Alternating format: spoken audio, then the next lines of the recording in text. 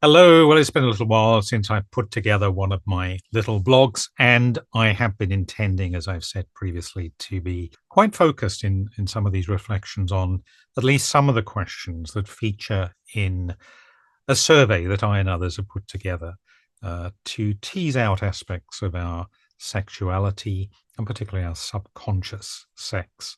Um, I've mentioned this in other videos and provided a link to the CrossStream Life site where you can find a link to the video. I'm not necessarily going to be picking up on all of the questions. There are, how many are there altogether? Let me see. And this is kind of a work in progress as it is. So possibly there'll be some questions even added. Yeah, just over 51 questions. I'm not necessarily going to go through all of those, and some of them actually are going to be quite personal to me. Well, a lot of this is personal, of course, but sometimes while I do reveal quite a lot about myself, it would just be a little bit too personal to put on the internet.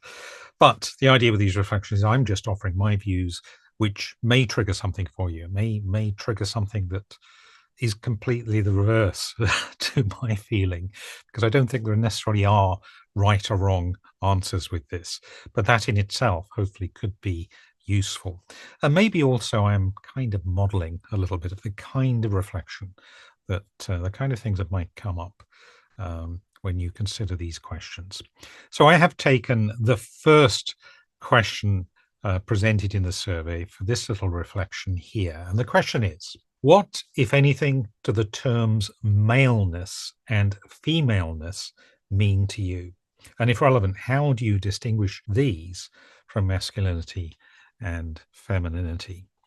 Now, I must confess that these terms maleness, femaleness, which perhaps even aren't proper words, but are trying to express some aspect of what does it mean to be a male, what does it mean to be female, beyond the strict biological binary. And as we've said elsewhere, there isn't even there necessarily always a strict division.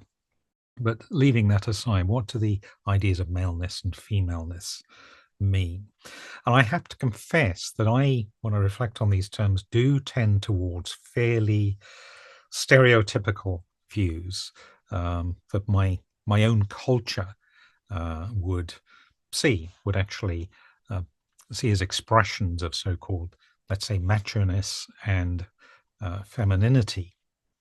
Masculinity and femininity, for me, are terms that have to be used in context. So I've just used one, femininity, in the sense of identifying something that relates to perhaps an extreme of expression. So if I'm looking at an extreme of femininity, in my view, and again, this is just my view, what it tends to bring up in my mind, I do tend to think of the pink and fluffy stuff, perhaps very genteel, very demure, possibly delicate kind of presentation. And not necessarily an individual that would be engaging in, let's say, adrenaline sports. Now, that is a huge, huge, not even generalization. It's a huge stereotype, of course. And of course, there are what we might call ultra feminine people who are fully able to engage in what we might call very assertive and very aggressive activities. But in terms of my initial perception, I do tend towards those stereotypical and probably often very inaccurate points of view. The terms also can mean masculine and feminine, and these are actually something quite distinct for me. Here we're talking about energies, we're talking about qualities, we're talking about attributes, and often there are labels given to what is masculine, what is feminine. So, example I've just given, perhaps aggression, forward, direct, kind of way of being might typically be described or labeled as being masculine. And I genuinely believe that having a good mix of masculine and feminine attributes is the ideal, actually, for any human. We have that within us, at least the potential to draw on those qualities. and for them to become complementary. Of course, complementarity can happen in a partnership as well. But where we're using those terms to describe something that's a perception of being male or being female, I think that's something quite distinct from this kind of labeling, this look at the qualities of energy or labeling. It isn't clear to me what the extremes of maleness and let's call it femininity are. As I say, I tend in my rather simplistic ideas around ultra femininity to think of, I guess, the Barbie princess archetype, if there is such a thing. And that is certainly an archetype that I personally do not associate with. It's perhaps partly age related. It seems to me that might be one that's more relevant, perhaps more relatable for younger people and particularly for children.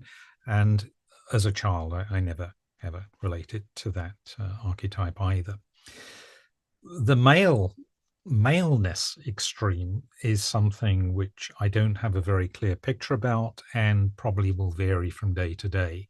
There probably is something about the physicality, so someone that is quite physically strong, perhaps. Again, this is a stereotype. This is one of these awful stereotypes. I'm being perfectly honest here that I've grown up with.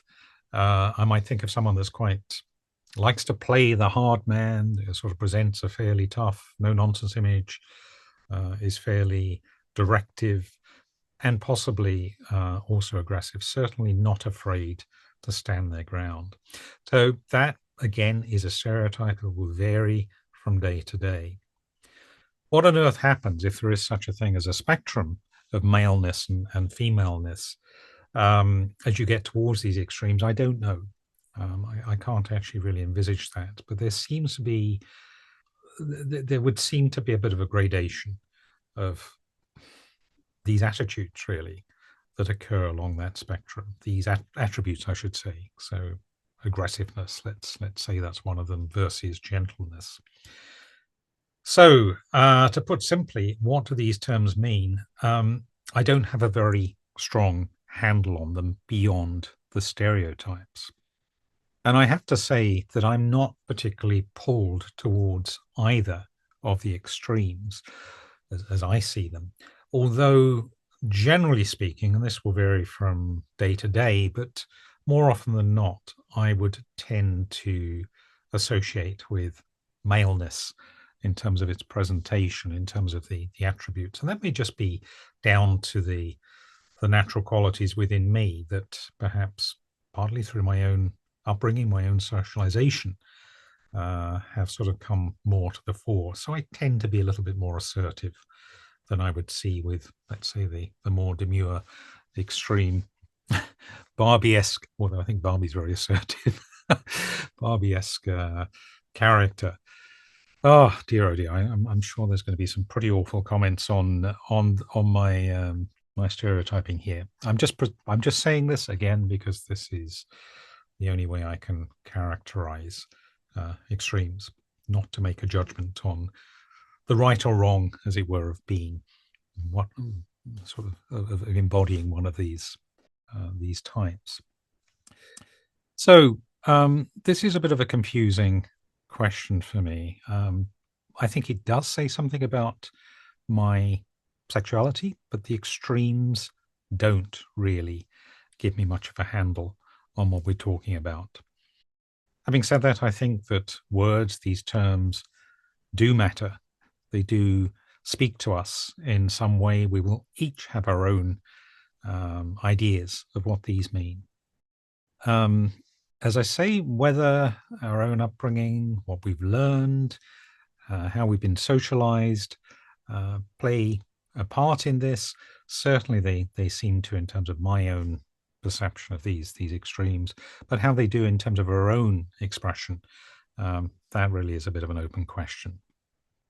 I do wonder as well whether there are natural behaviors that we might see among men and women typically that are perhaps biologically or mentally driven. So, for example, the way that we walk, the way that we talk. I'm beginning to quote a song here, I think, aren't I? The way that we might cross our legs, these kind of things. Whether it's down to what I modeled when I was growing up or not, I don't know. But here again, I will tend towards masculine behaviors as I see them. So there is possibly on this question that one distinction I can make here.